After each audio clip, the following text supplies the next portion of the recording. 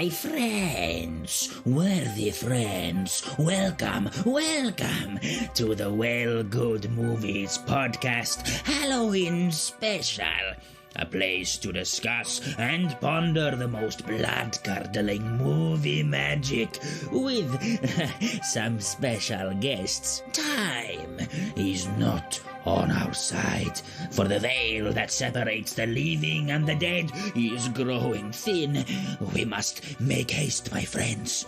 Allow me to introduce you to your host, David Oscar. They're coming to get you, Barbara.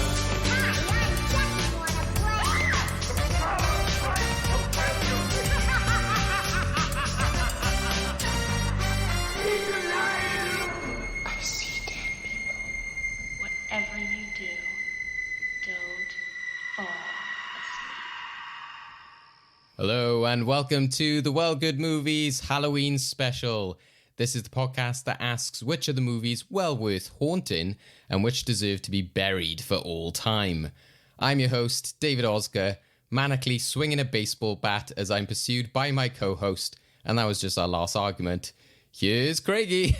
Hello, Craig. Yeah, should have seen that coming. You got a lot more chilled out nature than Jack Nicholson at the moment, which is good. Yeah, part of that is I'm just not in the same room as you. I probably would have swung for you had circumstances been different. As usual, Craig, this is Halloween, so we always say about potentially a tumultuous time for you. How are you feeling, especially in the fact that this film is one that you've experienced quite recently as well? Well, we say quite recently. It was a year ago, but it has stayed with me ever since. Okay, wow. I didn't. That's a scary how time is going. So it does feel to me like you only talked to me about it a few months ago. Yeah, what I would say is that when I spoke to the friend that I watched this film with, and said it was going to be the next episode, her reaction was, and I quote, "Oh, nice. I still need to watch that film." Wait, what are you talking about? What do you mean? It's like, mate, we watched it a year ago. Oh, well, that just says a lot, doesn't it? Well, the question of our podcast is, should it be remembered for all time? We won't just base it on that one experience. Hopefully we have a bit more memories to talk through than that one instance in this episode. But of course, we'll also be going through some facts. So Craig, you'll be taking the reins over on VHS Corner this week as well. Helping us over on the Movie Vault this week, we are joined by film aficionado and my fellow Monday Lorian. It's Niall Glynn. Hello, Niall. Hello. It's been a long time, guys. Thanks for having me back. No, of course. I know, it's like Craig's watching of this film. I didn't realize how long it was until before the recording. You've had some interesting experiences with us in the past, talking about crazy Star Wars stuff, talking about James Bond, talking about A Town Called Panic, a very strange animated film. So, yeah. An Endgame that did kind of give me a panic attack. Doing the speed pitch. Well, one day, hopefully, you'll talk about something sensible. I don't know whether that's something you'd prefer or you would kind of just cringe at. I don't know. One day you'll get me on one of those horrible Disney Channel films we're so obsessed with. How are you at Halloween now? I don't think we've ever discussed horror or Halloween all that much. No, it doesn't really cross paths with our Star Wars podcast as much as it should. I guess it would recently if we were talking about the current series going on, because there's witches and all that kind of stuff. But... That's true. Well, I love Halloween. I'm a real late bloomer when it comes to horror. It wasn't until I was already into my teens that I really got into it. Because when I was young, if a trailer for a horror movie came on, it would give me nightmares for months, and I'd never see the movie. But there was I think it's good that we're kind of talking about Dr. Sleep, because The Shining was my transition point in terms of taste in that sense. So now I love Halloween. Last Halloween, I did. I watched all the Halloween films of that series, and I did a Monday Lorians episode about that for no particular reason, which I don't know how that went down, but that was one for me. So yeah, I just love October as the season to focus on one genre of film, because you don't get to do that any other time. Because I don't think Christmas films, is that even a genre? I struggle with that, and most Christmas movies I just cannot stand. It 100% is a genre, as we discussed in April. I don't know. I guess horror is broadly. I guess horror isn't stuck to like a Halloween movie specifically. Yeah, it's more like they're more like summer, like a summer blockbuster. You know, it's Yeah. a Christmas film in the type of film it is, not so much like the actual, well, you know, the storytelling conventions and stuff like that. But it's a bit more limited. It's Santa as opposed to like numerous kind of like supernatural creatures and stuff like that. Yeah, but I think that could help Christmas if it got a bit spookier. I know there's a subgenre of that, but I don't know how much of that is good. Well, possibly we'll be going through all of that very soon. That happened a bit last year as well, as we kind of cross paths with the different seasons. We talked about Nightmare Before Christmas in between, you know, Halloween and Christmas. So that might start to take form as we now come out of October. But yeah, this is our Halloween special, so we'll keep focused on Halloween and horror at the moment. We're talking about all strange films and stuff there as well. So how fitting that we have somebody who's the lead programmer at Forbidden Worlds Film Festival, which takes place in Bristol, Tessa Williams. Hello, Tessa. Hello, thank you for having me. Hello. No problem. Hello. Thank you for joining us. So this has been a long time in the making. Obviously, you've been very busy running things like festivals, etc. So for anybody who doesn't know, can one introduce everyone to yourself, maybe just the kind of vibe of films that you're into, and also Forbidden Worlds Film Festival. Yeah, so I like a lot of films, but I do particularly like horror and thriller films. Niall, I'm just interested, did you actually see Halloween at the big screen last year, Forbidden Worlds? Well, no, actually, which I'm really upset about. I actually, only to my shame, learned about Forbidden Worlds this year. So I went to the summer selection, and then when I saw the big screen on the website, I was so upset that I missed out on it. Last Halloween, we had our main festival in May, and that was our first festival, and we show genre-specific films and films that are sort of mostly in the 80s. And that year we did 1982 only, so 40 years on from last year. And then at Halloween, we did the big scream, which we're doing again in October. So it was just horror only. And we did manage to show the original Halloween and had an intro from Jamie Lee Curtis, which was really amazing. But yeah, we're doing the big scream again in October. So 13th, 14th of October, showing 6 classic popcorn horror films. So very excited about that. It's our 4th festival. So it's going really well. Yeah, we have kind of a very sort of a laid back film festival, and everyone, you know, is just a really welcoming environment. And we have a great big screen, which is the former IMAX. It's a really good screen to see those films on, and films that, you know, are quite old enough to have not been seen on a screen that big. So yeah, it's good. And the video introductions, the birth of people you get to introduce the films, it just blew my mind. Well, we celebrate these films and we celebrate the people who made them. So that's why we try to get the introductions from the people who made them or were in them. Just people we really value from those films. Definitely do check out the Forbidden Worlds Festival website. Loads of cool stuff. And like I said, I was very jealous when I couldn't go this year. We will be back in May for the main one.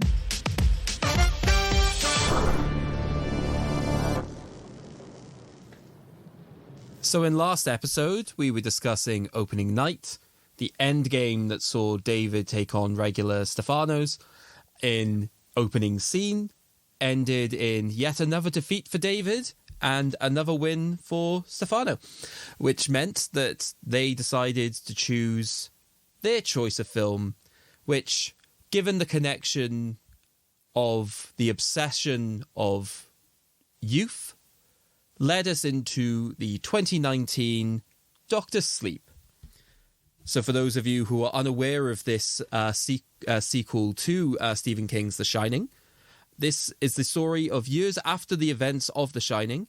A now adult Dan Torrance must protect a young girl with similar powers from a cult known as the True Knot, who prey on children with powers to remain immortal. So this was directed, written, and edited by Mike Flanagan, also known for various projects such as Gerald's Game and Ouija, Origin of Evil. Additional writing credit obviously goes to Stephen King, who wrote the novel sequel that the film was ultimately based on to some degree, with music by the Newton Brothers and cinematography by Michael Fimognari. In the cast ensemble, we have Ewan McGregor as Dan Torrance, Rebecca Ferguson as Rose the Hat, Kylie Curran as Abra Stone, Cliff Curtis as Billy Freeman, Zach McClarnon as Crow Daddy, Emily Allen Lind as Snake by Andy, Selena Anduzzi as Apron Annie, Robert Longstreet as Barry the Chunk, and Carol Strucken as Grandpa Flick. Introducing somebody with like Rosie the Hat just makes it sound like they actually are a hat when it's like said in that way, which is funny. I mean, that's the reason I made sure to list the entirety of that group, because just all of their names, when you look at it like that, are just a bizarre collection, considering that we've been doing a lot of like, you know, traditional name, surname, just I love all of those introductions. Exactly, yeah, and you wouldn't think exactly, oh yeah, like horror vibes from that, but Sounds kind of like amateur wrestlers. Especially Barry the Chunk. Yeah, carry the chunk. Shout out. And Snake by Andy Yeah. always makes me laugh. we'll soon be deep diving into Dr. Sleep from 2019 and eventually asking the question of whether it deserves the honour of a place in our movie vault, our vault that encapsulates memorable movies for all time. Worth mentioning that The Shining is already in there. Actually, when we discussed films that some people hate and some people love in terms of contrasting opinions, and that was one of the standouts where I think our guest Joe was talking about how he loved the book, so it didn't strike him in the same chord. But we still acknowledge that it's a very famous horror film, which is very relevant today. So I think before talking about the film of Dr. Sleep, it is worth mentioning that legacy of The Shining, especially because it plays such a part, not just on the horror genre and Hollywood in general, pop culture, film fans, but also this film, you know, even having like, you know, clips from it and obviously a lot of the, you know, the visual elements of it. So now that's really where you'll be playing your part today. In terms of being, you know, quite a big Kubrick fan, I guess is right in saying. And does that also mean then a big Shining fan? Because I know you saw 2001 a few weeks ago at the cinema. Would you just as eagerly go and watch The Shining, do you think? As a white guy who went to film school, I love Stanley Kubrick. As is the old cliche, but I genuinely do. And as you said, 2001, I went to see it a few weeks ago, and it is my favorite film ever made. And The Shining is probably my favorite horror film, that or the original Halloween, I would say. It was the one, I think I said earlier, it kind of got me into horror, which was a genre I was ironically very scared of going into. And I know a lot of people who watch it now don't find it scary, but it got me the first time I saw it. And every time I see it, it still invokes a lot of the same feelings. But it is still kind of a comfort film because I know it so well. And I have gone to see it re-released a few times in the cinema, including, I think I mentioned this to you before, Dave. I was at the Cannes Film Festival a few years ago, pre-pandemic, and that's where they premiered the 4K restoration that you can now buy on 4K UHD. And that was introduced by Alfonso Cuarón and Kubrick's daughter and AD. It's just an incredible experience because that was also the first time I'd seen what I think isn't talked about a lot is there's two cuts of this movie, The Shining, I should say. There's also two cuts of Dr. Sleep. But there's the American cut, which I think is like maybe 10 minutes longer. And it's just some very like minor, but very cool, like haunting shots. Like there's a skeleton party, which sounds ridiculous when I say it out loud, but it's amazing stuff that I'd only previously seen printed in books. So when all these new scenes were coming up, I was having this very weird fake deja vu of, wait a second, this isn't in the movie, but also it is. So yeah, no, I absolutely love The Shining, and me and Joe would have probably come to blows if we were on that episode, because I love The Shining, the movie, and I hate the book, which I read after the fact. I think Stephen King's great. I love his ideas, but I actually don't like a lot of what he's written. My Stephen King stuff I like is more how his work is adapted. Okay. Might be a hot take, but he's written so much, it's hard to say. And I guess you can, you know, through that assessment, acknowledge that there is often quite a big difference between his books and his adaptations, with the Kubrick Shining film being one of the most famous, I guess. Yeah, because I think for the context of when it was made, but the film he made before The Shining was Barry Lyndon, which is a very well regarded, very beautifully made period drama that had big stars in, but made almost no money. No, not that bad, but it did very poorly for a Kubrick film, especially after A Clockwork Orange, which even though it was banned, still did really well, banned in the UK. So it feels like it was almost a conscious decision that he would have made at the time to like find quite a popular novel to adapt, as well as getting to like expand into a genre more people enjoyed. And what's interesting at the time as well is, although you've got some great standouts in the horror genre, I think, to be honest, I think there still is like a weird, like mainstream looking down on horror a bit, even though there are some like incredible artistic achievements in it. I think some people do view it as a trashy genre. And this, I think The Shining you could consider the first like, maybe the first mainstream like psychological horror, the slow burn that we're kind of used to now, especially at the length. The film's like 2.5 hours long, which for a horror film is still very weird. So naturally, because it was the first of all these things, it got very bad reviews when it came out. It was a heavily disliked film, which is very strange to look back on now and see like the horrible Golden Raspberry Awards nominating Stanley Kubrick, which I'm sure they're ashamed of in their certain way. But can I ask a question? Oh yeah. So you said The Shining didn't follow the book as much. Because I had heard that lots of people actually preferred Doctor Sleep because it followed the book more than The Shining. Is that right, do you think? Yeah, it definitely does. Well, what's very interesting about that is, of course, Stephen King hated Kubrick's Shining film. So when it was coming up to them making Doctor Sleep, it's like Stephen King, because he wanted this book to be made, but I think he had to acknowledge that the version of The Shining everyone knows is the film. So what's really interesting about Doctor Sleep on that level is it's him kind of reconciling his story with the Kubrick story and like maybe letting go. I think this might be me completely projecting, but it feels like Doctor Sleep might have been therapeutic for him to have this novel that's very personal to him, because it is about, in the novel, Jack Torrance is more of a sympathetic character, the way he's written. He's meant to be like a man pushed to the brink. Whereas I think Kubrick actually stuck to his guns and said, no, Jack Torrance is a horrible, like narcissistic abuser. And that's something that I really like about the movie more, is I think it actually treats it more seriously than the book, which is a bit of sometimes he's abusive, but it's because it's the drink makes him bad. And they do touch on that in Doctor Sleep, of course. Yeah. So that's a good lead on for his character in Doctor Sleep. Yeah. And of course, I think the funniest difference, and it was a bit of a oh wow moment for me when I saw Doctor Sleep in cinema, is The Shining book is very over the top, and that's why I couldn't connect to it as much, because it even ends with the hotel blowing up at the end. It ends like a Star Wars film, whereas in Doctor Sleep they managed to bring that back and actually make it, I think, a much more meaningful and emotional moment.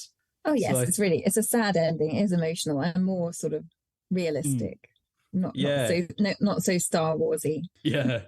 And that's something I think is great about Doctor Sleep, because it's Mike Flanagan's much more, he tackles the emotional stuff much more than Kubrick, who is a famously like more cold and distanced in his style. But when you watch Doctor Sleep, it kind of makes The Shining feel like this is how Jack Torrance remembers it. He remembers it as like this pure horror film. So the Doctor Sleep feels like, again, reconciling with the real world, like what is outside of the Overlook, because The Shining is so singular in its location.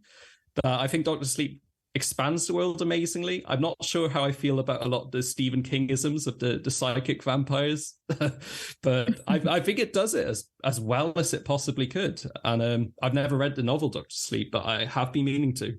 Well, I guess the thing about the adaptation aspect of it is there's so often those kind of like conversations about like, oh, well, the book is better. And it, largely comes from just the fact that it is, going to take more of your time. There's more to digest. It's like a TV series as opposed to a film, that there's more time to spend with those characters.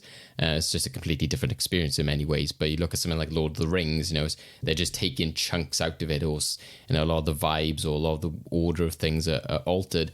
Whereas I guess with Stephen King's Shining, there's an example again, is it kind of like Kubrick kind of going, well, this is how I want to tell this story. And, you know, then that might be very tricky territory into what somebody wants to do with a property which somebody else might have a creative hold over, especially when it's that writer is still alive, etc., which, you know, Tolkien, etc., isn't in the case of Lord of the Rings. So do you think, Niall, that there's an element then, as you were saying, that Kubrick wanted to get to a famous novel but wanted to ultimately make the movie he wanted to make? Or is it just that, like you said, he had maybe a bit more of a different read-in as to the writers did? Well, it feels like, because most of Kubrick's books are all adapted from, Kubrick's films, I should say, are adapted from books that were famous at one point or another. But it always feels like he never went into it thinking, wow, this book deserves to be like a film. He said like, oh, this would be a great blueprint for me to make a Stanley Kubrick film from it, which I think is the best way to approach it. Because as you said, I hate it when people compare like books to film, because it's not really about better. They're two different mediums. And I think the translation is more interesting than any kind of argument about it. But he always tackled them in a way that suited his sensibilities more than trying to show what the book's theme is.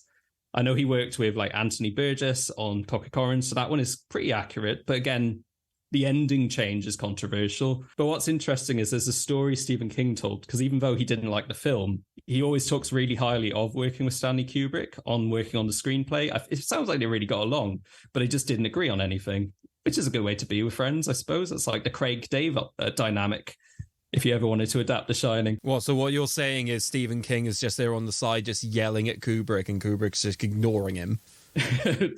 Potentially.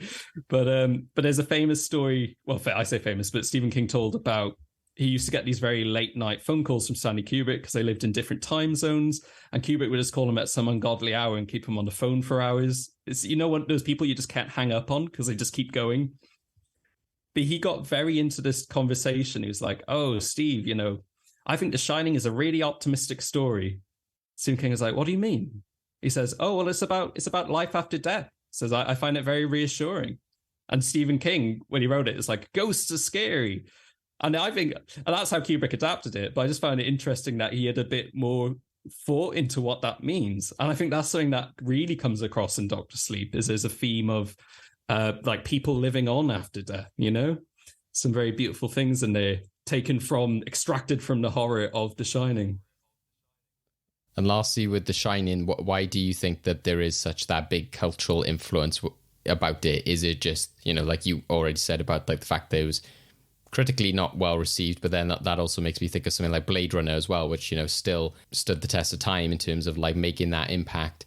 I guess it, you know, a lot of it is those kind of like the uniqueness of it being a longer form horror and having maybe a bit more to say, having such, you know, impactful performances, which then the behind the scenes in some ways could also be as big a story as the film itself. But it's things like, you know, the carpet and the bathroom scene and the bar, all of that becomes very, you know, recognizable and embedded in pop culture. So I guess that's just a lot of Kubrick work in general, I guess, you know, as a part to play in that. But is there any reasoning you can see as well, Niall, that's specific to The Shining? Well, it's just funny that you mentioned Blade Runner there, because the two of them actually share some backstory. Because at the time Ridley Scott was making Blade Runner, he was being forced to like put in a happy ending, which they didn't have footage for. So he asked Stanley Kubrick for some like extra B-roll of the car going through the mountains at the start.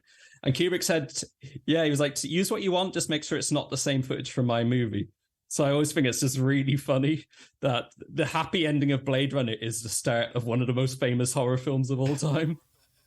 I just love the idea as well as of like if he accidentally left the music in or something, like the end of Blade Runner was like brr, brr, and everyone's like, whoa, what's happening? Like transfers into like that film or something. There's just a single frame of text that says starring Shelley Duvall, and then it at the end.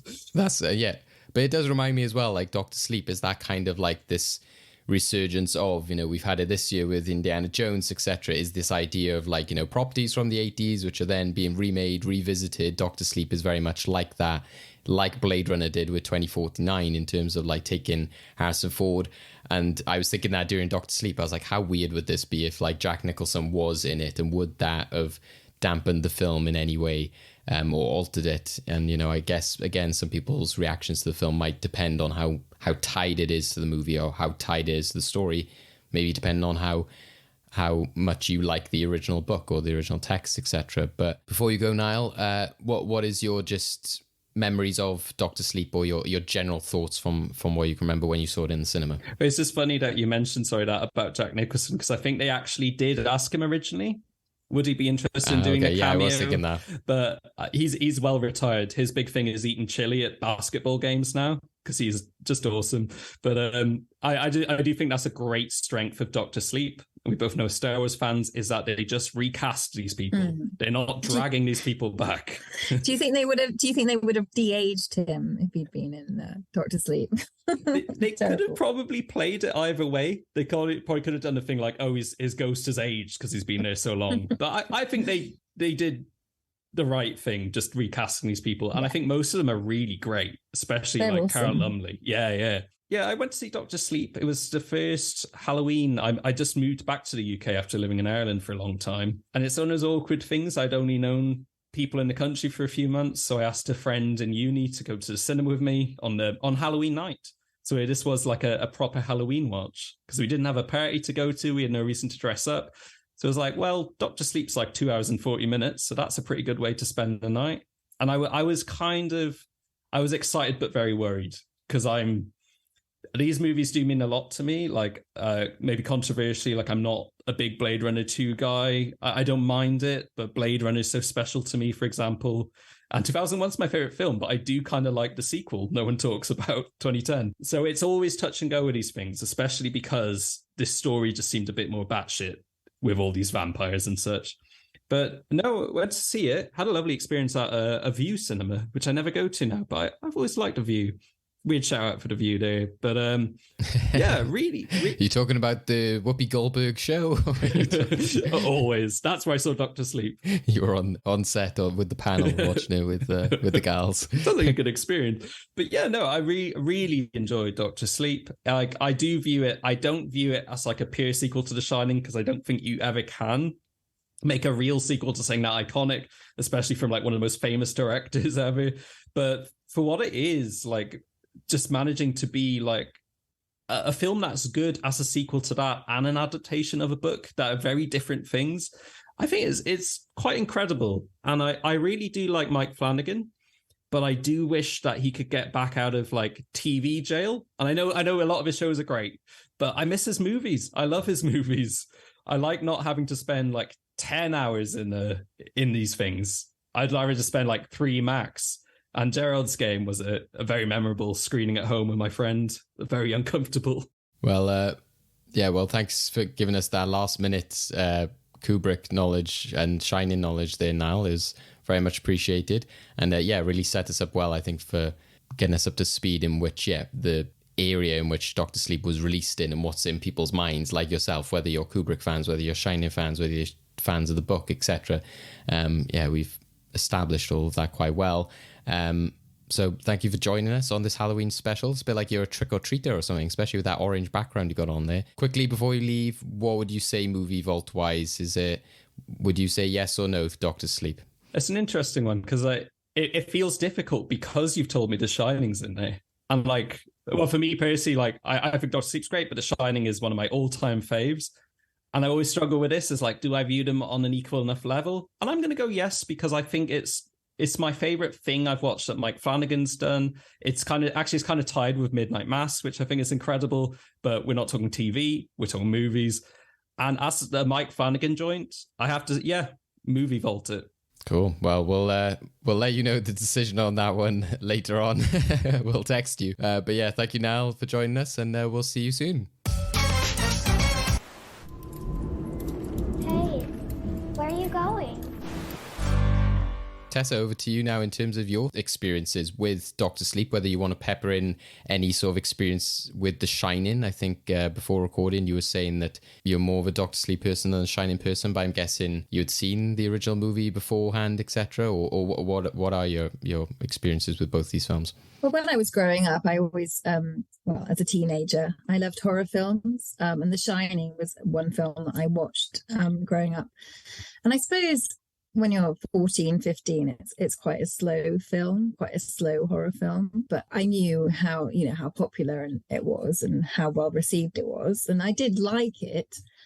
But it was never one of my favorites.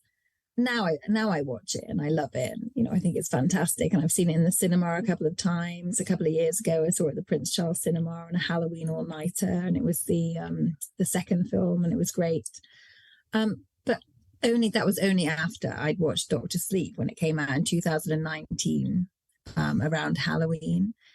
And I was just blown away by Doctor Sleep. I thought it was a really good horror film. And as Niall had said, Mike Flanagan is such a good writer and director, filmmaker, TV maker, and his feelings really come through, and you can tell that he's a huge fan of The Shining in Doctor Sleep, and that made me want to revisit The Shining. So now I almost love The Shining as much as Doctor Sleep, but Doctor Sleep kind of brought that back for me. So I think that's really good to have such a good sequel that makes people want to revisit the original. Yeah, because I guess for me, I was like, when this was chosen as the film in the last episode, I was like, ooh, do I rewatch The Shining in preparation for it or not? Because obviously I knew it had so much influence on the story, but then I was like, I don't want to kind of taint my vision of Doctor Sleep in the sense of like, oh, well, that's not as good as this, or, anything like that. I rewatched Doctor Sleep earlier, but I actually rewatched the theatrical cut, because the cut I always watch is the director's cut since the cinema. The director's cut is only about half an hour longer, but there's something very special about the director's cut, and it's split into 6 chapters. And I always love a film that's split into chapters, and it has really good title screens for each of the chapters as well. But I thought I'd check out the theatrical cut, because obviously most people have seen that one. And it's still excellent too. And I did want to fit in The Shining as well, but it's hard to watch them both because they're quite long. I've had friends who are real fans of The Shining, and when they saw Doctor Sleep in the cinema in 2019, it's quite emotional anyway, but they were kind of like, because they knew The Shining so much and bonded with it, and Danny's story. They were so emotional at the end of Doctor Sleep, because obviously The Shining came out in 1980. It's almost 40 years later to know those characters, and the new cast play those characters so well. I'm not a huge fan of Ewan McGregor, and I always forget that he's playing him because he's so good in that role. He is a good actor, and the cast are just amazing in Doctor Sleep. I think all of them they just play their part so well. Rebecca Ferguson is really scary as Rose the Hat, and the Crow, but they're not like obviously scary or like Michael Myers scary, but they're very kind of quietly scary.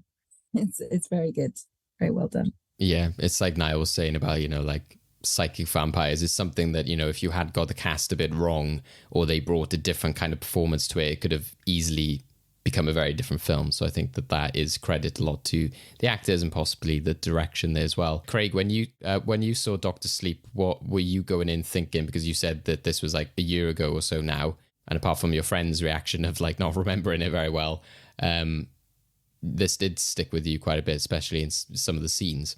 Yeah, so I mean, I should probably give grounding to this. So I think long-term listeners of the show will know that horror is something... I'm not going to have the sort of snobby appeal and just say, like, no horror films can be good, no horror films will ever be part of my, the things I enjoy. I definitely think there are horror films out there that I have a great deal of respect for. The Shining is an example of that. Granted, I've only seen it once, and I didn't see it when I was relatively young. I think I saw it probably close to like 6 to 8 years ago, that sort of thing. But I respected it, and I think a lot of what it wanted to do, I thought it was performed and executed quite well.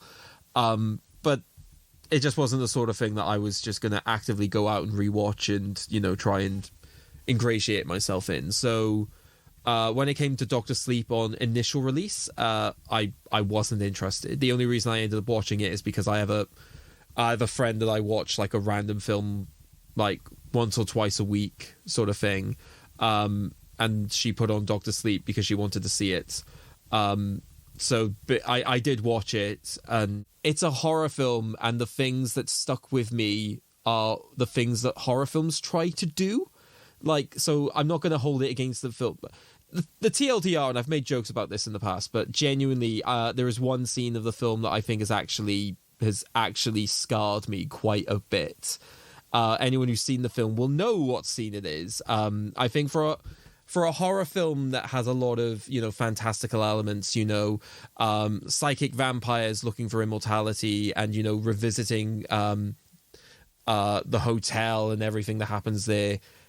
The scene that probably depicts the most real sort of violence and gore is the scene that just really got to me on like an emotional level. And I think about it every now and then, and it still makes me shudder. So on those grounds, obviously incredibly effective thing for what it's trying to do. Obviously has created an aversion for me to want to go back and watch it, because I don't seek out horror films because I try to avoid those kinds of emotions. So the fact that a film has created them very, very well terrifies me. What is the scene? Oh no, I didn't know if we were going to build to it, but I would have thought it'd be obvious by this point. It's the child murder scene. Oh yes, of course, Yeah. Jacob Tremblay. Poor little Jacob Tremblay. Like the screaming and just the continual stabbing, it genuinely hurt. And then obviously, then just the effect, the additional effects of like his life force coming out and all of them just scurrying around. This genuinely like horrific.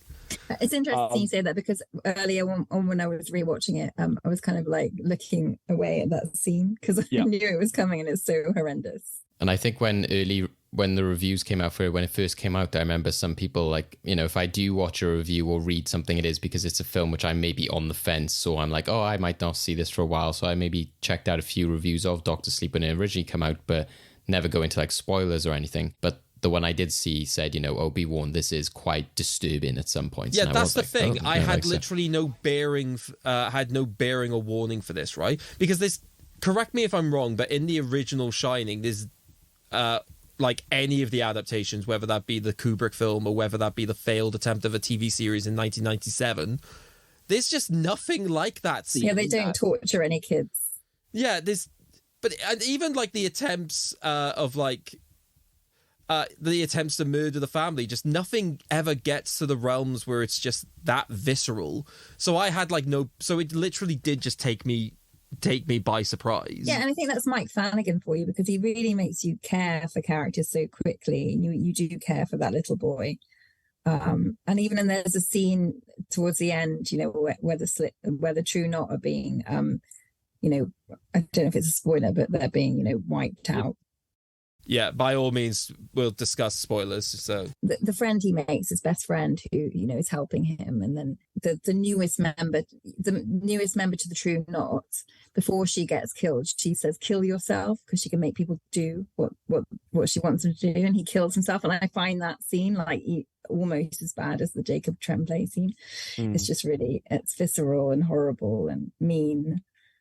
I think it's interesting that scene specifically, I think you credit to like Flanagan's ability as a director to make you care for characters, because I think to an extent it's true, but I also think a lot of it is just because of like a lot of social sensibilities and what we're sort of as a society raised to care about, which is just the overall preservation of children. So like I think I saw it just more as that, and I think just because I wasn't sure in what way, because obviously there have been lots of films in the past that have had like, the entire stealing the life force from children, right? I mean, like one of my favorite films for Halloween is Hocus Pocus, and that obviously starts with like child murder, but not to the same extent. It just felt like, sucking the life force. Like I can get on board with that. Actually stabbing the child and just hearing the screams is just like, oh, why am I here? It reminded me a bit of Changeling, the Angelina Jolie film. in which that Oh, that's horrible as well. yeah, it's an unpleasant scenario that's happening. And again, it's like, this creepy man, and it's a real scenario. It's happened in real life. It's a true story, and when he's there and he's just like, I wouldn't hurt you, boy. I wouldn't do it. I wouldn't have done that. But when it like flashes back to like potentially what's happened to him and these other kids, it is like Craig said, it is just this, you've got to protect children, and to see something like that is just really like harrowing. And especially I think in this case, because he's played, as you said, Tessa, by Jacob Tremblay. So do you know why this kid is famous, Craig? I know the name, but I can't remember what for. You'll definitely know who it is. He's the kid from Room. So now that also makes sense as to why it's such an emotional performance. I think I can't say any other kid, but I think the fact that he is playing that role helps because he's such a good actor as well. I mean, that's a horrific headcanon for me now, because I'm just like, Jesus, why did you let him out of the room? Turns out he was much better in there. Well, he escaped from the room and then he got into something worse. Oh no, especially after he like was the one that rescued his mum. We don't want to think about that, but I think you're right, Tessa. I think the scene later on, I think I was thinking the same thing watching it, is that like the ability to connect to these characters is done so effectively. The fact that you do feel sad and you feel horrible when the friend like shoots himself. And it's those effective villains and moments in which he like, makes you hate those characters, like, screw you, how dare you, like when she says, kill yourself. Yeah, that was Snake by Andy, of course. I remember her name now. Yeah. Interesting from the point of view of it being a Shining sequel, because again, there's very much, look at the original film, it's got elements of that kind of like, let's get enveloped in the craziness of it. And, it's obviously very horrifying and scary when, Jack's gone crazy. But here it's again more of a realistic kind of like approach to death, rather than like, it's ghosts and people are being haunted, which the film then goes to later on, which is probably like, so this being my first experience with Dr. Sleep, going into it, I was kind of like, I'm either not going to be like as affected by it because I don't have as much of a connection to The Shining. I watched it also as like a teenager and, could appreciate it the same way you guys did for, its visuals, etc. But again, whether it's my sort of connection to horror or just the type of film it is, it wasn't something that I resonated or connected to as much. And I guess that more often than not, I'm like, I want something that is like making a commentary on something positive rather than something like dark or horrific. And I think a lot of these great horror films, even, or these dark films, there's so much build up then that so much hinders on the last act. So I didn't know then if it would just be very like creepy vibes, very supernatural, or if it would be very heavily reliant on The Shining. And it's kind of a bit of both. So I suppose that, the first half of the film I found really engaging, and I found the setup of those villains really engaging. But I didn't connect as much to the second half, I've got to say. I think that to me, that's why I'd be interested watching the director's cut, as you said, Tessa, to see if I had a different experience. But for me, the last half, I felt that the film was really like at its best when the villains go after Abra and they're in the forest and you have that horrible scene in which the friend gets, shoots himself, etc. I didn't feel so much that it needed to end there, but I felt that the film was so starting to wrap up that story. And I felt that the hotel stuff, even though Danny's like relationship to the hotel and his powers and his sort of hang-ups have very much been set up at that point. I think because we then focused so much on Abra for the majority of the film, I was like, okay, well, all of that was set up to be like, this is why this is the guy you need to have help you and be your support unit. But I didn't see it so much. I didn't necessarily then think they'll be like, oh, and now we're going to go back to his hang-ups. Do you know what I mean? And I felt that it kind of like changed course a bit between, I thought it was a good, the ending, for example, was a good way of marrying those together. But yeah, I felt that it did diverge quite a bit for me, and it then became more of a nostalgia fest. I do have a question about this specifically, because we've already mentioned that. So, Tessa, you said you've read Dr. Sleep, right? No, I haven't read it, no. Oh, cool. In that case, this is not going to be answered. Because one thing that we'll discuss later, I think it's important. I don't usually bring up like facts that I would use in VHS Corner now, but I think it's actually important for this discussion. But it was mentioned earlier by Niall that in The Shining, the hotel itself blows up, right? That's the novelization, which means that the novelization, presumably, of Dr. Sleep is that the hotel is not there. but obviously it was never destroyed in the film, so it obviously exists in the film, which means it could be used upon. I'm just curious as to what the actual ending of the novel Doctor Sleep looks like, because I'm alluding to it, but the TLDR is it is not going to be the same as the book. So that's why I'm genuinely intrigued as to what happened in that novel, because I agree with David. I think that when it goes back to the Overview Hotel, yeah, is that wrong? Or Overlook? Yeah, the Overlook. Overlook. Okay. I was trying to Google what happened at the end of Doctor Sleep. Okay. I'm doing the same thing. I was like, yeah, what is this? Yeah, when it gets back to there, and I think because of so much of what Flanagan tries to do, it just becomes the now to sell everyone with the premise of the finale. We are going to link it back to the Shining, which to some extent loses a bit of the film's power for me. But also to a certain degree, the fact that like a lot amount of the way in which like the True Knot are just dealt with are just like shotgun snipers in a forest. And I was like, this is a cool scene, but for like a group that's been bigged up as a massive existential threat to people with disability, seems like a really, really mundane way of kind of dealing with them. And I think that's why they wanted to go to the hotel for the sort of massive what the hell is going on sort of finale. Interesting. Can I just interrupt for a second? It's interesting that you say that, because one of my friends was never a huge fan of Doctor Sleep, as me and another friend were, and he always said it was just that scene in the woods where suddenly they all went at like Rambo and would shoot with like excellent with a shotgun and just getting people straight away. It didn't really make any sense with the whole film. Oh no, I think it makes sense. I just think it's like a relatively basic way. It's in the same way that, say, like I don't know, pick any random horror film and just the answer is just get the Glocks out. I think it's kind of like, they just don't want to go kind of superhero with it, or Harry Potter. They don't want to be there like using powers and stuff, isn't it? So then it is. But the just film start, is about guns. powers. It's an entire film about people with psychic powers, and you don't use them seeing their psychic powers to fight. Yeah, it's just like I just hope you get a good shot on them. Interestingly, Craig, so the ending of the book is that following another kidnapping attempt that Abra falls with Dan's telepathic help, she baits Rose into confronting her at the location where the Overlook Hotel once stood. So it's not too different in that sense. Quite similar. Says now home to a campsite owned by the True Knot. Dan and Billy travel to the side where Abra helps them using her astral projection. And what I think is interesting here as well, reading it, is something that I felt was that I didn't feel that there was as much menace or threat to just Rose, because you've already seen that she's been like beaten by Abra so many times. I didn't feel that she was this big force, like, oh my god, like when you see in so many other horror films or any type of movie in which this villain and this force is coming, you're like, oh my god, how am they going to beat them, or like they are done for, they're going to really struggle.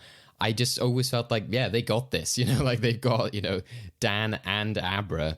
I didn't really see what she could bring, because her power set, what we had seen, didn't seem that would give her all that much of an advantage. Yes, she did sort of take in all of the steam before she left, but again, we didn't really see all that much how that kind of helped her out.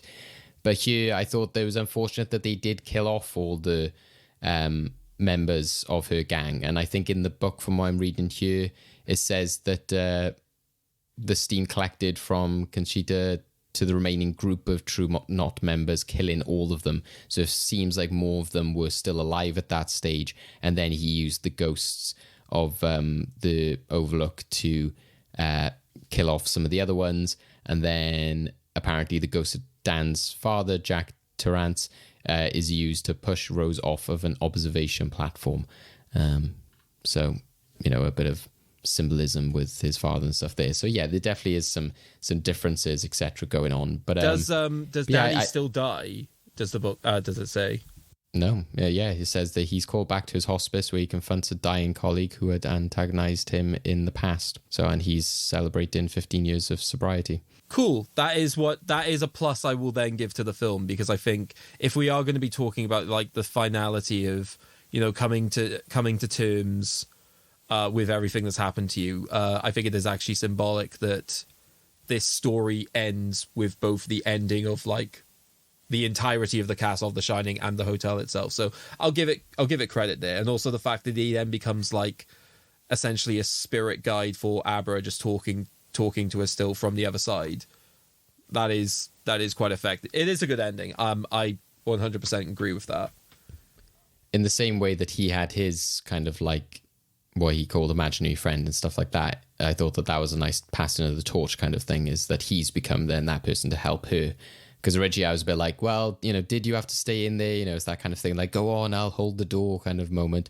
And you're like, well, could you have got out, etc. But I think then I was convinced by it by the end of that film. And it also goes with the whole thing of him talking, you know, to the people he was, you know, sending off in the care home, in the hospice, where he says, you know, it's true restful sleep.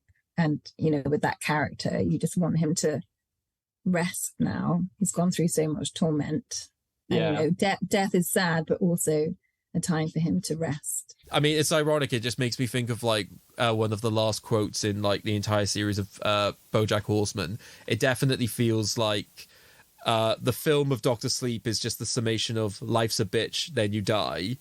Whereas, and then just the novel is life's a bitch, and then you keep living. It feels like that would just be the thing that would happen. It's just, you carry on. I guess it's nice in the sense of, you know, Abra saying about like her dad, like to her mum, to give her comfort in that way. And I think one of the characters in the care home, you know, saying like, oh, I don't believe in hell and this kind of thing. And it is maybe like you think of like, well, is it that these horrible people, you know, like the True Knot gang, would it be that there's nothing for them afterwards, and maybe the good people are the ones who more so stick around to see their loved ones or that kind of thing. You know, it reminds me almost of like Coco in a way. And, you know, like how do you approach like the afterlife and what is the like rules and the groundwork of how it works in this world? I think it's interesting how they use Danny. And I think that's where at the end I was kind of like still in the confrontation anyway, you know, having him go to that location and using his ghosts and trauma and using the box and everything like that. I think it does work. I think it's just, again, I just felt that like it would have been better if more people there, which were more of a threat rather than just Rose. I feel like that whole overlook sequence though in that final act is for the core fans of The Shining. That I think that's basically that whole reason for that scene. Yeah, just like the random, like she just walks into a corridor, sees the blood in the corridor, and then just walks away again. I was like, okay, you know, like that was just for her to see it, you know. Again, credit to Mike Flanagan for not turning it into just kind of like, oh, wasn't The Shining great? And I think that that's why I do prefer the first half of the film, because I like how it's kind of not saying this is a sequel, and maybe the people who enjoy the book could watch the film and kind of still go and headcanon, oh, well, that, you know, they're just acknowledging that that's happened within the timeline of this film. But then by the end of it, I assume those people are disappointed when it's literally Jack Nicholson shots and, you know, like moments from the movie are in there, and they're saying, no, this is canon with this. Do you know what I mean? So I think because really you could go and see Dr. Sleep without having seen The Shining, and it would make sense until that final act, I suppose. Yeah, and there's still enough like reference, I think, before that final act, kind of like even just the music, you know, there's moments in which it's referencing that music, or there's visuals in which they're using like aerial shots. I prefer that kind of like subtle approach instead of the kind of like, oh, let's actually like, you know, have this, you know, woman in the bath and, you know, the twins and all that kind of stuff. Does the ending work as well? You know, apart from just the actual very end moment, does that final act work as well for you, Tessa? Or are you a bigger fan of the first half? Or I do love, you know, the beginning of that final chapter when you look over the mountain and the music from The Shining comes in, and you know where they're going. You know, as someone who now quite likes The Shining quite a lot. But like you say, I do prefer the first 2/3, the introduction to the True Knot. They're a great horror crowd. I'm so used to the director's cut now as well, because it's split into these 6 chapters as well. So when they go to the overlook in the director's cut, so when it looks over the mountain, it comes up chapter 6. and that's great, and you know that's the end. Yeah, I do prefer the whole true nut things, and Abra as well. Abra's a great protagonist, and she really holds her own against Rose the Hat, and she's fantastic. And I love that whole like back and forth and between those two. They're both great, and those, I think Rose the Hat and Abra make the film, even though obviously Danny is having his journey. For me, it's more about Rose the Hat and Abra. So it could kind of be more of them in the third act, but then it's very much Danny in the final act. So but yeah, I think I agree with you that the beginning acts are better, but the final bit is, like I said, more for fans of The Shining. And I feel like Mike Flanagan is obviously a big fan of The Shining as well, because especially with all his little tidbits and everything in the film, you can see that he's a fan of The Shining. And Alex Esso, who plays Wendy Torrance, as little Danny's mum, she looks exactly like Wendy Torrance from The Shining. It's amazing. Like we were saying about CGI earlier, it's amazing that they recast people who just envision. It's just amazing. It was a lovely scene, like when they were singing was it Come Fly With Me, when like the cat was there and that man was passing away, and he was saying he could remember the blueberries and stuff, the stuff with like the AA meeting stuff, that was great. The actor, he's always really good. I always remember him from the newer Star Trek films. Cliff Curtis. Yes, yeah, like when he's helping with like the coin and stuff like that. And then seeing the relationship between him and Abra, how they set it up, I thought that was done very well. Sometimes stuff like that can seem a bit disjointed, but I think that obviously the messages on the wall lead into her going to find him, all of that was like really well set up. I'm glad they just acknowledged the elephant in the room of saying, like, in this modern day, me hanging around with you is very strange, and I'm glad that was kind of a thing. It wasn't just this like weird like thing overhanging the film, which you're like, this is strange, does nobody like acknowledge it? So again, I think Flanagan is good at sort of grounding these movies, making it realistic, making sure that those boxes are checked off in terms of like adding bits of dialogue there. And like you said, I think, the True Knot gang do have like a good sense of like threat to them originally, which is why I was sad that they sort of got rid of so many of them at the beginning. And especially because they seem to have different powers and stuff, and they're like, oh, we have like a looker, and the fact that like Abra has different abilities, and there's the like I said, snake bite, where she can Andy, where she can influence people and stuff like that. So it would have been nice to maybe see a bit more variation of like, how does that work, etc. But regardless, I think the visuals of all of that, like when they first meet Andy when she's at the cinema, all of that looks really fantastic. The visual of Rose, like seeing like the sky just in front of her, like a kind of like tapestry almost, just like scrolling in front of her, and it's sort of floating through the sky. Again, in any other film you could be like, this is really goofy, this is really silly, but I think again Flanagan really just adds like again, it's almost, I don't know if like Doctor Strange has influenced stuff like this, in terms of, again, another horror director there with Scott Derrickson, I think, who did that originally. But it does seem that now, again, these horror films and fantasy stuff start to overlap, in which you can have more creative visuals, which like James Wan and stuff has also done. So I think that stuff worked really well as well. There was a scene, I was watching Midnight Mass, and a lot of scenes in Midnight Mass reminded me of Doctor Sleep. He just has a way with his cinematography. It's very beautiful and kind of enticing. Yeah, he's great. I can't wait to see what he does next, and he needs to do a film. No more TV.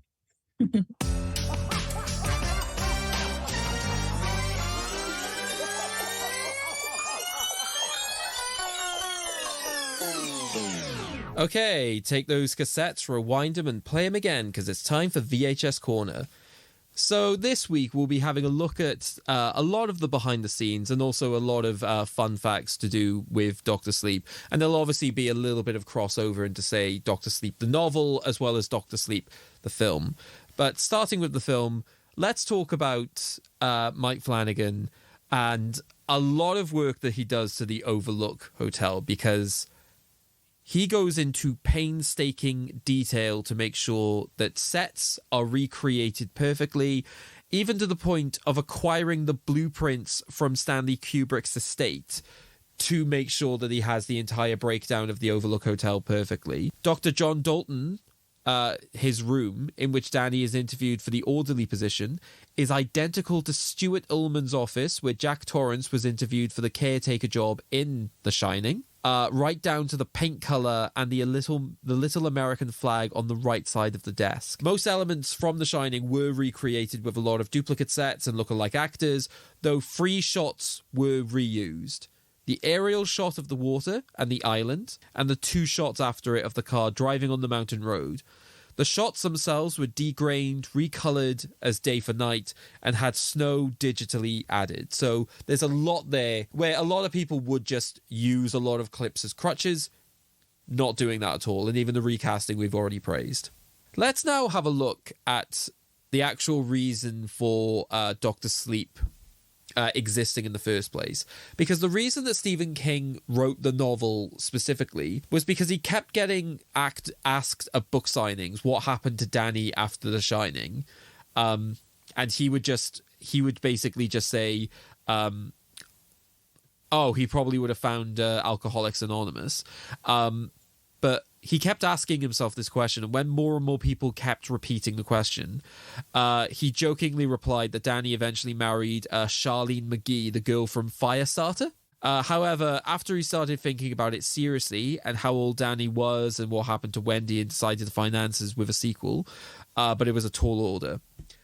Obviously, this then comes on to the conception of the film itself, because I think it's safe to say, and Niall already mentioned this, the idea of a film sequel to The Shining, specifically the film Shining, was always going to be a tall order with Stephen King himself, given his feelings on the end result. Specifically, it took a lot of negotiation to make it happen, and basically had to convince him that people did just prefer the film to the miniseries, which Stephen King found as a more faithful adaptation of his work. According to Ewan McGregor, however, the biggest challenge was to make a sequel that would satisfy both groups of fans, so fans of both the film, the 1980 film and the miniseries. Specifically, as King himself did say that he liked the sequel, as did many purists of Kubrick's work. So Flanagan basically saw that as like a win. Fun fact, though, when Stephen King was writing Dr. Sleep, he had to be reminded of various things that actually happened in The Shining, just to make sure that he continued things in the right continuity. So he had forgotten a lot, which, given some of his habits while writing, makes complete sense. Although most of his stories exist in a shared universe, so The Shining's Dick Halloran appears briefly in It, for example, it's one of only a few sequels that he's actually ever written. The final thing I want to talk about is something that is close to everyone's heart, which is cats. Specifically, the cat that appears in the care home. So the name of that cat that enters the room of the patient who are next to die in the hospice, the name of the cat is Azzy, which is short for Azrael, who is the angel of death. It's based on a tabby cat called Oscar, who resides at Steer House Nursing and Rehabilitation Center in Rhode Island. Oscar appears able to predict the impending death of terminally ill patients. He will sit or sleep by their beds for a few hours before they die. Since the publication of an article featuring Oscar in a New England Medical Journal in 2007, Oscar has been present for over 100 patient deaths. Sadly, however, in 2013, Oscar suffered an allergic reaction and died for a few seconds before he was revived by vets. In the film, Azzy is portrayed by Bonkers, a cat that belongs to the Newton brothers, the film's composers. So I thought talking about the cat Bonkers was a nice way to wrap up the facts about this frankly bonkers at time film. I think a cat always makes a film better, and it's a very cute cat. Azzy is a very cute cat. I'm a big fan of the Inside Llewyn Davis cat, which is just, giving Oscar Isaac jip throughout the movie. That's always a fun one. But yeah, and it's funny as well how many things recently, I suppose often creatives are referencing like mythology and stuff like that. So especially again where I was watching like Sandman a few weeks ago and things like that. So hearing him like named after like an angel and stuff like that, it's quite interesting. Any other takeaways there, Tessa, to some of the facts we had? No, I'm just focusing on the cat now. yeah. No, Cat but talk. It is all again though about how Flanagan, his real love. I think that's what comes through, and that's why everyone loves watching his things, because it's a real sense of love and admiration for what he's doing, and he'll take that time to recreate the sets as they were, the snow and everything, and it really does look like that office scene. It looks exactly the same as The Shining, and I think that's a real talent that he can do that. Take the time to do that. Yeah, I really appreciate that he does that, and lots of other film and TV fans do too. Yeah, I think it's that attention to detail which comes throughout everything, isn't it? As we've already mentioned, even the cat, like focusing on that cat is like, your attention's drawn to it. It's not just that the cat is just coincidentally there each time, or they don't make a massive deal about it.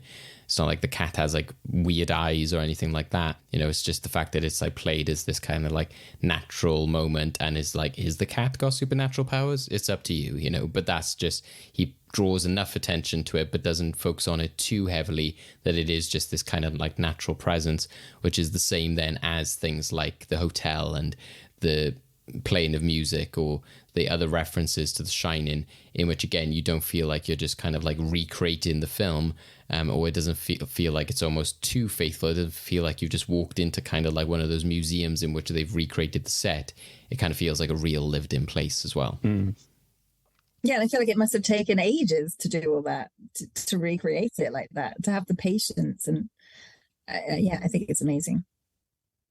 And I'm always, as we've said before, I'd much rather a recast of someone who looks similar, acts in the same way, watches that previous actor than, digitally de-age. I don't like that. I'm not a fan of that. It's a bit too uncanny valley, isn't it? So let's now go on to then wrapping up this conversation about its legacy to the movie vault. So for anyone new to the podcast, we like to think of this as a time capsule of memorable movies for someone to dig up in the future. Wish I didn't say that, because now all I'm thinking about is the poor baseball kid. But so should Dr. Sleep from 2019 gain the honor of a place in our movie vault and be remembered for all time? As we're getting towards the end of the year, and whether this helps Tessa as well in terms of knowing the sort of boundaries that we go by this year, the films that we've talked about and have gone in. So we've discussed Seven, Rush Hour, Demolition Man, The Running Man, Battle Royale, Thunderbirds, The Night Before Christmas, which is a Netflix original, not Nightmare Before Christmas, 21 Jump Street, The Muppets from 2011, Brain Dead, Full Monty, Showgirls, Brave Little Toaster, Neon Demon, and Opening Night. Of those films, into the movie vault has gone Seven, Demolition Man, which is controversial, but I know Tessa will back me up on this because I think she's a fan from what I've seen online. That deserves to be in the vault. Battle Royale, 21 and 22 Jump Street actually went in. The Muppets, the Full Monty, and Opening Night on last episode went in.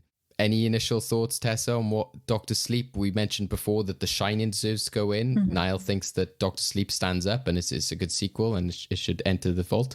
What do you think? Well, I think it's one of the greatest sequels of all time, so I think it deserves a place in the vault. High praise. Craig, what do you think? I'll be honest, I'm highly ambivalent. I don't think I can give a truly objective opinion on this based on the things I've talked about. I think there's a lot that I credit. I think there's a lot that there are areas where I think it sort of drops the ball.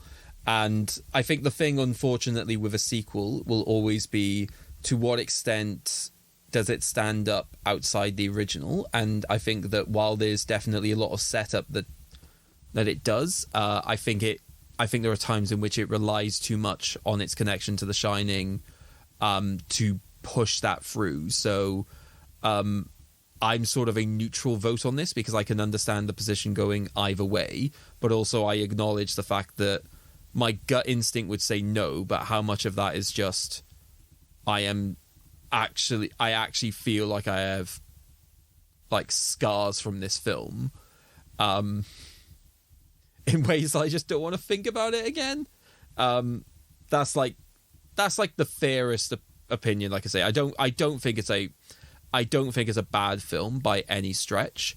Is it a film that, for the criteria that I would choose to put in, I'm unsure. And yeah, how much of that is just because the baseball scene did get to me too much. So basically, it's like Danny and putting things away in a vault so you never have to see them again. No, but the problem is to Exactly, be yeah. remembered for all time. That's the issue, right? If I put It's a different kind of vault. If I put it in the vault, I feel like the screams of the dying kid are just going to echo even louder, and I think they are going to get to me in my sleep, because so far, like my dreams are like the only place that I can escape it. I feel like that goes out the window at the point where I do put it in this vault at the bottom of a well. Like, think of the sonosphere, like, amplification those screams get. Well, we're well good movies, so it doesn't help there either. So, like, either way, it's going in a vault or a well or somewhere. I think I was similar in the sense of, like, yeah, I could be swayed on this. I wasn't kind of like, sometimes I'll come in and I'll be like, oh, yeah, I can't see that going in. It's not good enough film. Or maybe sometimes I'll be like, yeah, it's really famous or people really love it. But then that almost makes me think, is it famous enough? Or, you know, does it do enough, as we've discussed recently with things like All About Eve as well? I think that was one which I didn't mention, which we talked about but didn't make into the movie vault. So I think that the discussion we had, I think, has helped to influence that. One, we talked a lot about people's reactions to this, and as you said, Tessa, you know people who are like fans of the book who don't like it, or fans of the book who do like it. There's been people who've been mentioned who like the film and don't like like The Shining and don't like this on that basis. But we've had two people in the case of Tessa and Niall who like the original, like this as a sequel to that. And I think that entire reaction is, you know, quite interesting in itself, that it's quite divisive, but I think ultimately it is still true that it is still a very good sequel. Is, you know, regardless, it isn't a bad film, as Craig said. And I think that as a sequel, it does all the things that it needs to do in terms of developing the characters and kind of like referring back to the previous film. Whether that's done in like the best way, you know, is kind of depends on whether you're a big fan of The Shining or not, as we've mentioned. And even though it could be seen as it derails the third act of the film, I still do think the first and second act are so good that it is worth acknowledging that, you know, and especially as it being a continuation to The Shining, which is already in the movie vault, and everything we've said in terms of like being so faithful to the original. I think the legacy of it, you know, it is important because, again, like de-aging, not doing de-aging, that's a great thing to also, you know, reward in a way. So I think it would deserve its place in the movie vault. And I think that, yeah, while for me it's not like an amazing film, I think that everything they wants to do, it does ultimately succeed at. And I think, yeah, adding that note, Tessa, of it being a sequel especially is quite relevant as well. One thing I do want to add, which I think does go in favour of it going in, is that we don't really have many examples of sequels who are taken on by a completely different creative team that actually still stand up quite well. Because, like, obviously with Kubrick, you know, being dead, there was no way that he could have a direct influence over this film.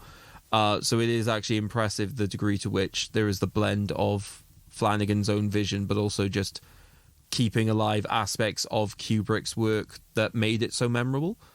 So that probably deserves like an element of praise on top of it.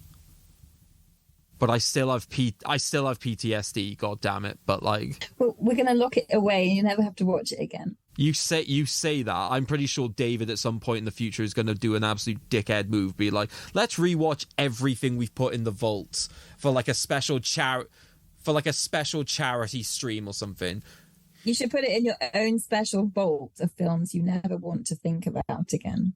Right. Well, yeah, I think, like I said, this, you know, and it's a good point. It's, you know, even I mentioned Blade Runner again. That's, you know, often mentioned as one which has a successful sequel, but it is a part of that, you know, big time jump of like original film like 40 years ago and then a sequel like 40, 50 years later. And there's a lot of films like that, and a lot of them are unsuccessful. So again, this is, you know, quite a good achievement that it pulls that off. So, well, into the movie vault then goes Doctor Sleep from 2019. Do you agree? Might be a controversial one, depending on whether you're a fan of the book, the film, Stephen King, etc., etc., etc. Let us know on social media. But now we go to our final part of the episode, and this Halloween special, it's our endgame.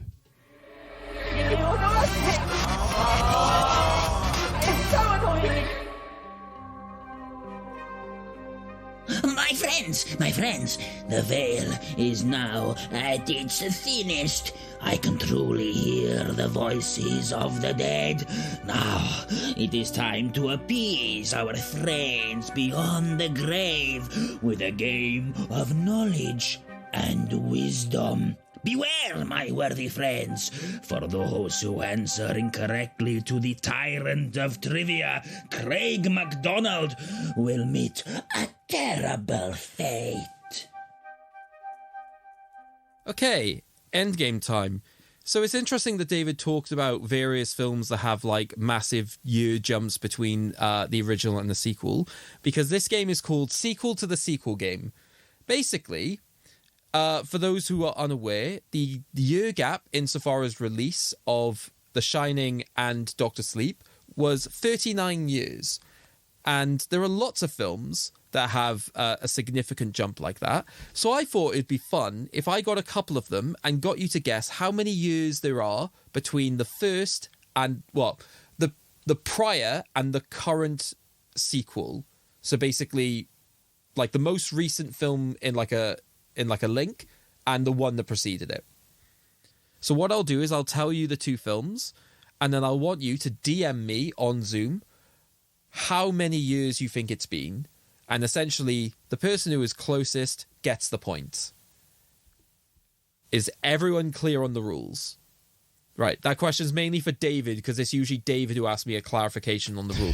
This time I made sure I listened. I was like, right, listen now, because I'm usually thinking about something else. It's funny how many times that your issues in life could be solved by just listen to what Craig is saying.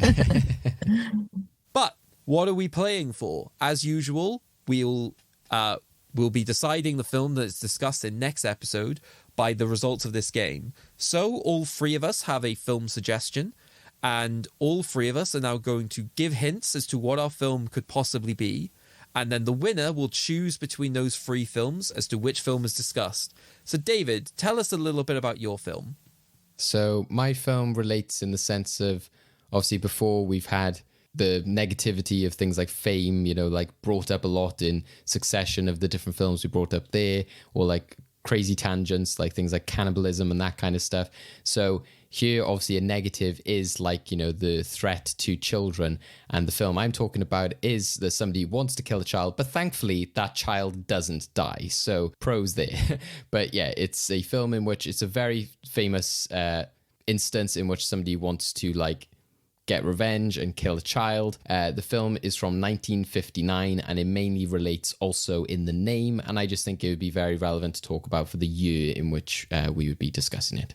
So 1959 is my suggestion.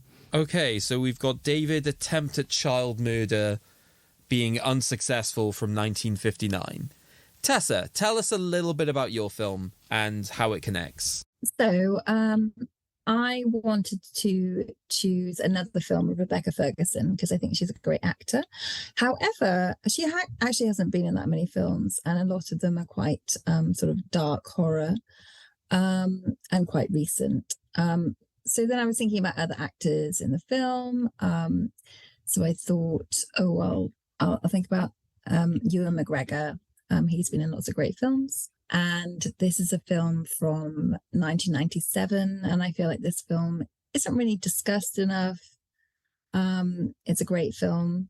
And I don't want to say any more to ruin it, but I've gone with an actor from Doctor Sleep. Okay, so we've got the Ewan McGregor film from 1997. And finally, you have my film. So obviously, I think it is safe to say that a lot of my experience with the episode this week has been tarnished by, you know, the screams of a child.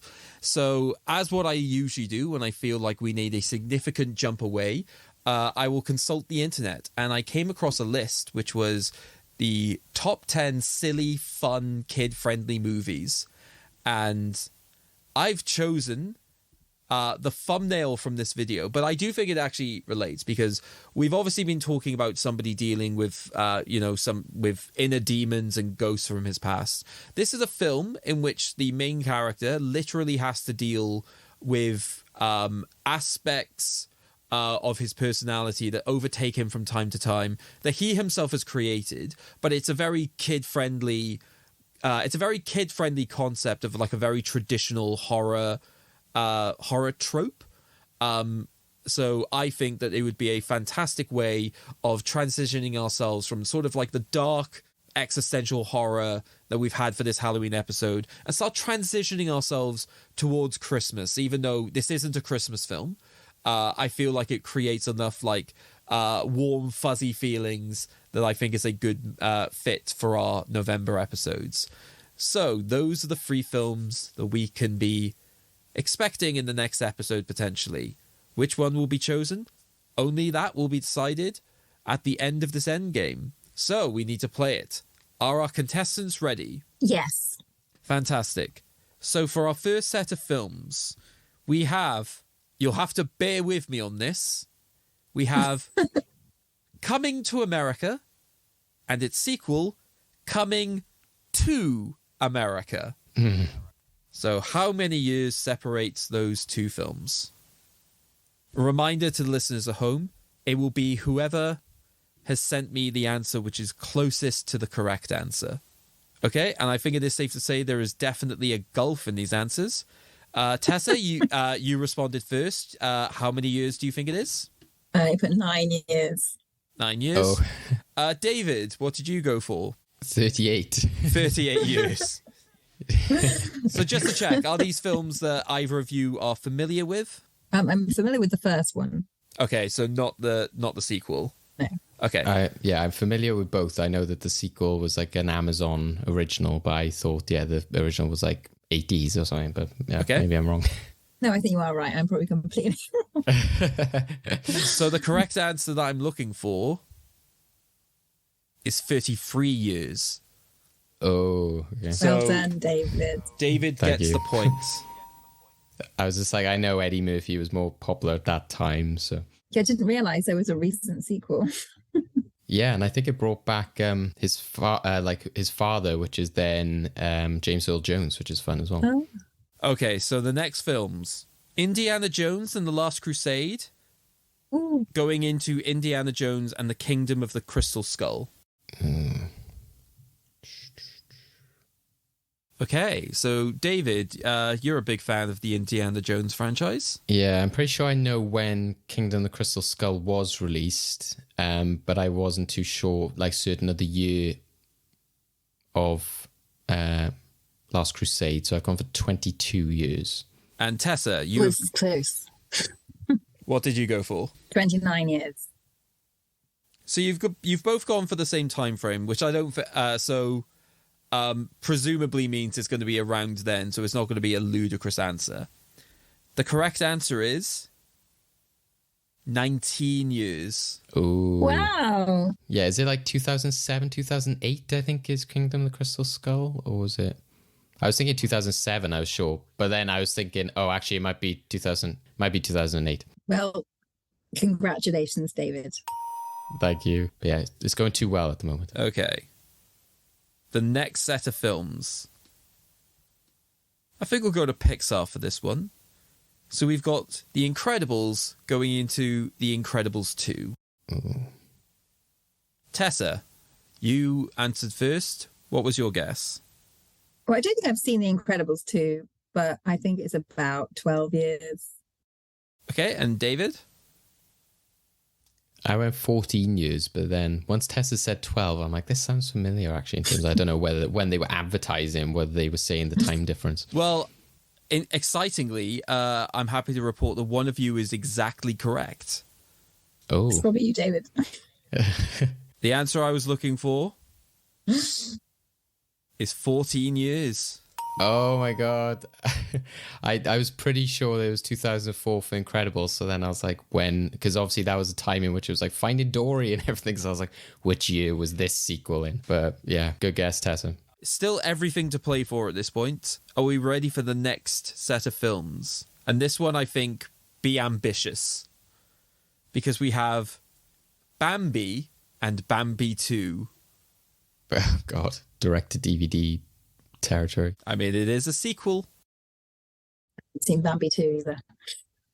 I don't think anyone has. No one has seen it. I mean, fun fact about Bambi 2, the voice of Bambi's dad is Patrick Stewart. Wow. Oh, wow. No, I want to see it. Okay, David. 67 years? And Tessa? I put 60 years. Okay, so annoyingly, and this is going to be heartbreaking, one of you is out by 4 years, the other person is out by 3 years.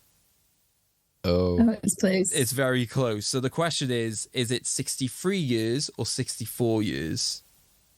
Oh, God. The answer is 64. Oh, no. Wow. So that's point to David. Oh, God. Okay. Next up, we've got Top Gun to Top Gun Maverick. This one. I've got to learn how to count now.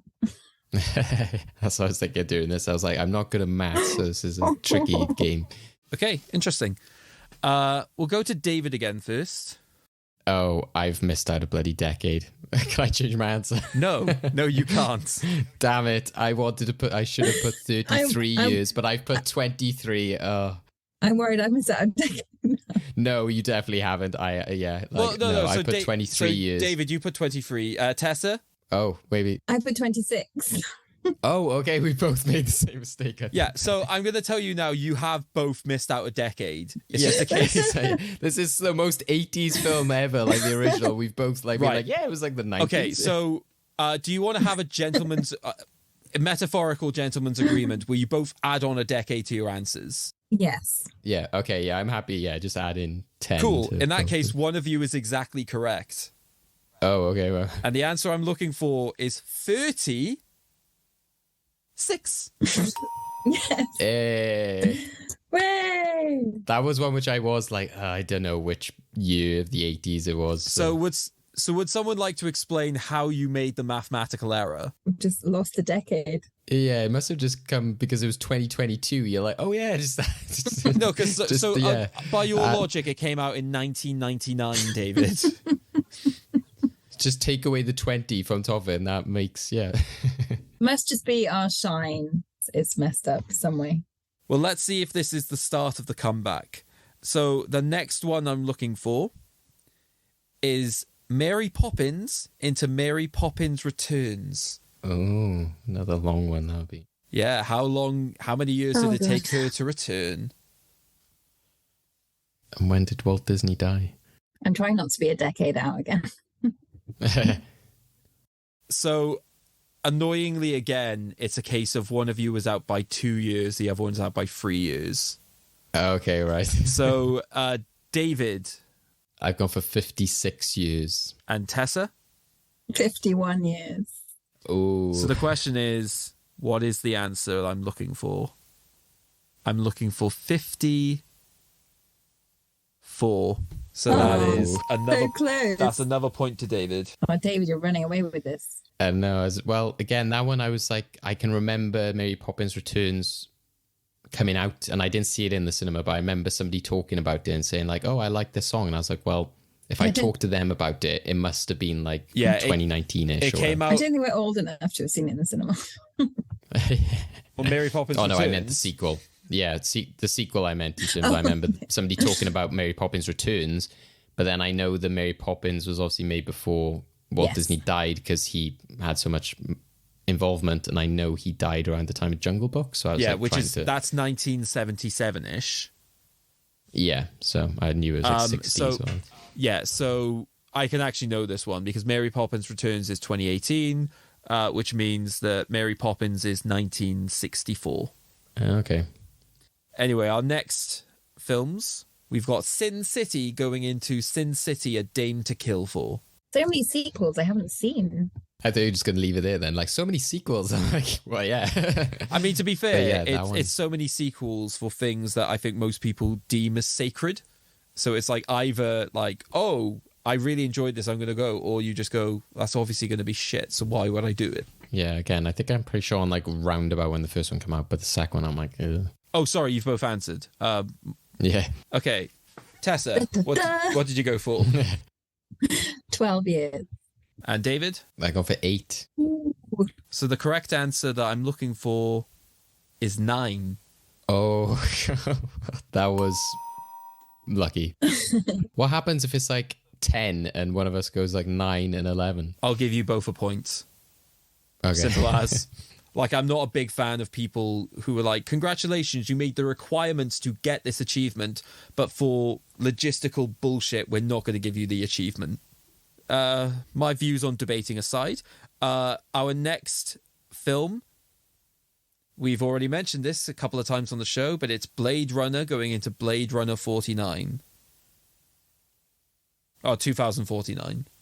I should be clear. Don't be thrown by the name of the film. I'm going to give that hint. Do not be thrown by the year 2049. Well, we haven't reached that year yet. So we'll try not to be a year out. That is the scary thing, isn't it? When like apocalypse films, when you reach that year and you're like, oh God. Okay, so Tessa, you answered first. Are you quite confident on this one?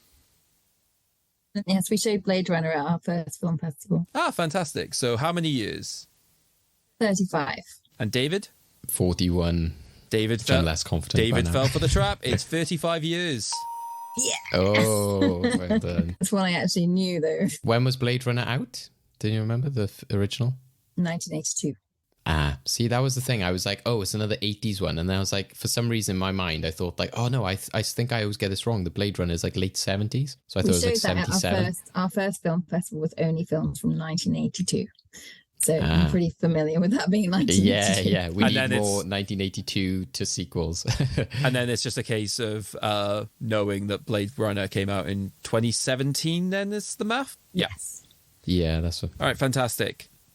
And now we come to our final set of films. Are we ready? Mm-hmm. Tron into Tron Legacy. Oh. Oh, God.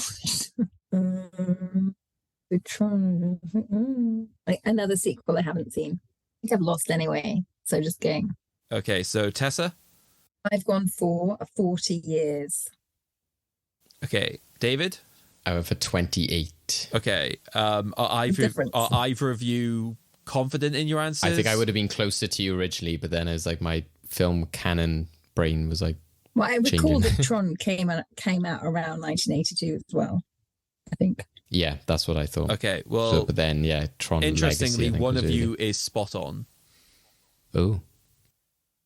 So the correct answer that I'm looking for is 28 years.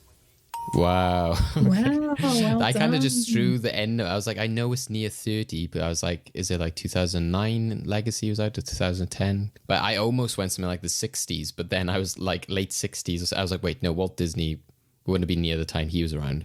And then I remember obviously it built up to the Pixar thing. They were like, oh, once they did Tron, then Pixar came around. And so I was like, it must be near the 80s, 90s. So that was a close one. Well, that brings us to the end of the game. So in the end, after a respectable duel, the winner that we have is David. Congratulations.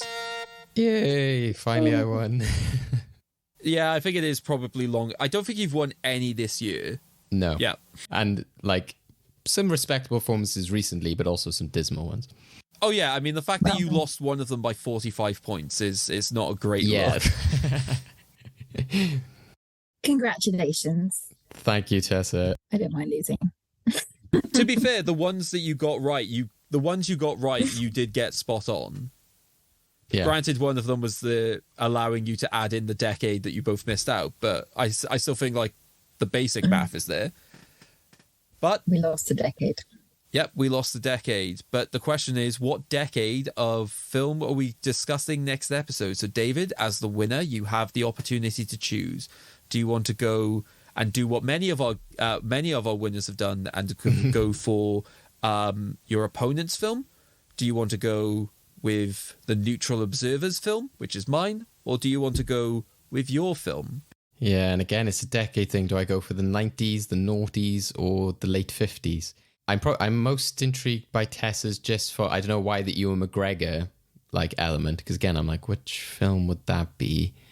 Craig's, I'm just like, that just sounds like pure chaos. So I'm intrigued what it is from that point of view, but I'm not sure I want to go down that road at this time of year. But I also think mine would be quite fitting, so it's tricky. I think I might just go for mine, just because this would be, again, just because of the year we're discussing this, it's just a good chance to talk about something from this studio, and the link is just quite relevant, I guess. It's just a very straightforward link, which I didn't say as much. Yeah, so the film that I have gone for is purely based on like Doctor Sleep, whereas I've gone for another sleeping character, which is Sleeping Beauty. And the character I was referring to in terms of child murder was obviously Maleficent, who is well known for wanting to murder a child for not being invited to a party. And they sort of reversed the spell. But it's 100 years of Disney this year, so I thought it was a good chance to talk about that studio. We've never actually talked about a 2D Disney film, apart from like Mulan when talking about the live action one. And I thought it'd just be a fun time to talk about something from the past like that.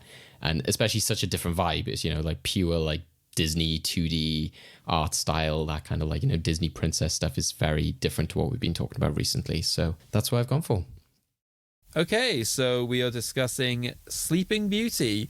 Obviously, this would be the point where we would try and pander for David to research where it is you could watch this film, but I'm not going to patronize anyone and say, gee, David, where can we watch this film if we want to watch along? I think it's obvious where it is that we can find Disney's Sleeping Beauty if we want to watch along at home. But just for the sake of the format of this episode, David, I'm assuming we can see this film on Disney Plus? Yes, you can. What a I'll shock. Take a bit. What an absolute shock. But seriously, are there other places if people don't want to support the mouse? Well, I guess you're supporting the mouse unless you're like sailing the seven seas regardless. So you can still get it on places like Apple TV. You can buy it on Amazon, YouTube, Rakuten, which, to be clear, probably still goes to Disney because you are purchasing that film.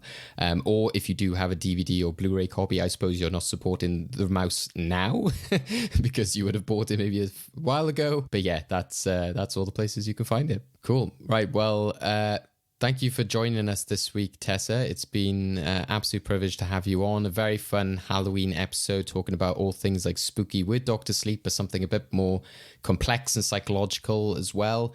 We hope you've enjoyed your time. Is there anything you want to shout out? Obviously, like we were saying before, Forbidden Worlds Festival for next year.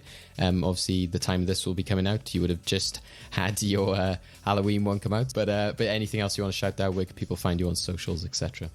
Yes, so we'll be coming back. Forbidden Worlds Film Festival will be back in May 2024 for our main fest. So if you sign up to our newsletter on our website, forbiddenworldsfilmfestival.co.uk, I'm the Tessa Cat. No, I'm the Tessa Cat on Instagram and Tessa Cat on Twitter. And I'm on Letterboxd too as Tessa Cat.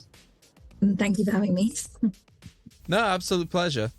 It's been a very fun episode, been great. Lots of trivia and sort of background stuff about The Shining with Niall as well. So thank you to Niall for coming on as well. I believe you can catch him on Twitter or X, whichever it's called these days, at Niall Glynn. And you can also catch him on the Monday Lorians, which is a Star Wars podcast, which is hopefully coming back now that the strike's over. It had a bit of a hiatus in terms of like covering that show with Ahsoka, etc. So you can catch him over on that. And it's been, really fun talking about this film, Dr. Sleep, into the movie vault as well with The Shining. And hopefully, Tessa, you can join us again in the future talking about another crazy cult movie or something like that. Maybe ones that like pop up in the festival or if there's any other genres. Yeah, Electric Boogaloo. But yeah, anything lastly from yourself, Craig? I really hope I can sleep after this. Craig touches a spinning wheel and is just in sleep until the next episode. I hope everyone is going to have a very happy Halloween. It's been a spectacular time talking about Dr. Sleep. And we'll see you on the next one. Thank you again, Tessa. Thanks. Catch you again soon. Bye. Bye-bye. To keep up with the latest episodes of Well Good Movies, you can listen to us on all your usual podcast outlets, including Apple, Google, Spotify, YouTube, and more. Don't forget to follow us, subscribe, and rate us where you can to keep our podcast growing.